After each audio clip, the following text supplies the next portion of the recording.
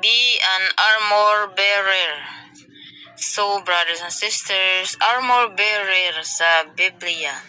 Si David at Jonathan, according to 1 Samuel chapter 16 verse 21. Si Abimelech at mga armor bearer. Judges 9 verse 54. 3. Sa Ephesians 6 verse 11 to 17. Put on the full armor of God. 4. Armor bearer. So, armor bearer, mga kapatid at kaibigan, tagapagtanggol, tagasunod at tagapaglingkod. This is faith. Thank you and God bless to all. About important of give loving thanks for the Lord's lavish gift. Important of give loving thanks for the Lord's lavish gift, brothers and sisters. Giving thanks is key. Una, acknowledge God's goodness and love. 2. Shifts focus to the positive. 3.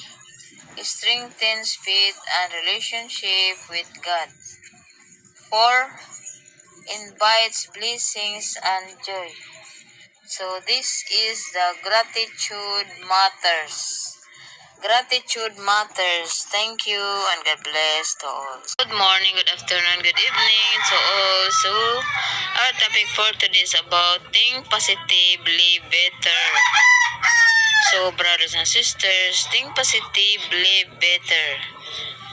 Whatever is true, brothers and sisters, whatever is noble, whatever is right, and whatever is pure, whatever is lovely, whatever is admirable, brothers and sisters, if anything is excellent or praiseworthy, think about such things. And 2, do not conform to the pattern of this world, but be transformed by the renewing of your mind. This is positive vibes. Thank you and God bless to all.